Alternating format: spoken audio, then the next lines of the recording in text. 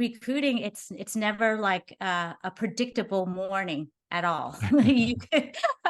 It's like we need to hire 500 people yesterday. Either you're in that situation, or like we only need to hire 500 people in company wide all across our geographies. So this year, so it is very difficult. And I just say to my team, when we're really busy, we're going to get you help. We're going to talk to our clients and see what we can do to get our team more help, to get our clients more help. But at the same time, when nothing is happening, of course, we have to adjust because our clients have to adjust as well. They're going through the same things as we are. So it is a chance for us to kind of like take a little bit of a breather, hone our skills. So we support each other in our growth, and we have regular trainings. So whatever people aspire to learn, we can connect them with the right resources to do that, whether it's a different type of recruiting, a different industry. I'm always, there's nothing better than experience. Something that you said earlier about when you go through a training, it's an event, and you can only retain 15% of what you learn in the class. And if you don't apply it pretty soon, right away on the job, you're going to lose what you learned right away on day 3. So the thing is to, at the right time, learn the skill at the right time, whatever the next thing is, put it into practice, even though maybe it's not a real project, but go help someone on another team that is doing exactly that, so that you could shadow that person and learn it and test yourself on it. And like anything, to learn anything, you got to practice.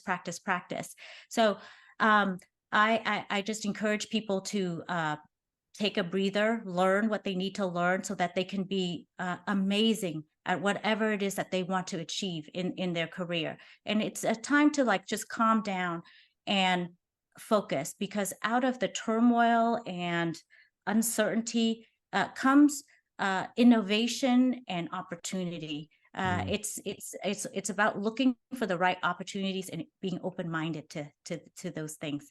So maybe in perspective, that might help calibrate some people into focusing on the right things.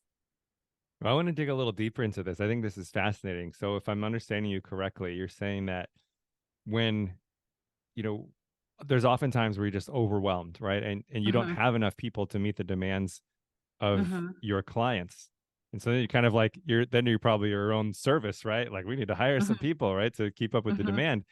And then when people turn the hose off and they're like, okay, we don't need to hire for the next 18 months or whatever it is, or 12 months. And you have a downturn, to the extent that you can. I don't know that you can always do this, but it sounds like you're retaining your workforce. You're not just laying people off, and you've planned ahead of time to be able to to manage cash flow properly, so that you can retain those people and say, hey, we have these ebbs and flows. We know that they're going to come. So let's plan for them. And when there's a downturn, use that time to refresh, we're not overwhelmed. Let's everyone take a breather, recoup a little bit, and learn and grow. Am I understanding that correctly? This is kind of the... Yes, it's evolved over time. In the past, we've just retained people because we know that it's temporary or whatever. So, and if that's the case, if it's going to be a 3-month issue or whatever, we try to see ourselves through, because everybody has a family, and you get to know everybody on a personal level. So it's very difficult. So if it's going to be a short-term issue, we try to identify some learning opportunities, some other work. But if it's as long as this year has been, that is not something that we can accommodate for, as a company, to be able to be able to do that. However, it's a small community of professionals, so people do understand. If you're experienced enough in this industry, you can kind of see what's happening. I personally know friends that haven't worked in about a year, 6 months to a year, and that's quite a long time. And they've been a part of the company for quite some time, on and off. They can do their own thing. They can come back when the time is right. But I think it's being open to what's out there, and it's very important to, as a recruiter, to have other skill set, whether it's managing, whether it's management skills, or whether it's as an HR business partner, whether it's changing industries. Other industries are still hiring.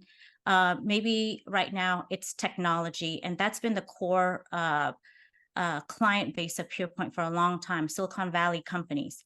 And so now we've been innovating and branching out to make sure that we have cover a wider industry in the last 6 years or so. So we do cover chemicals industry, we cover healthcare, semiconductors, all kinds of different industries, so that you can't just rely on technology all the time, because it will have a drastic pause and a drastic ramp.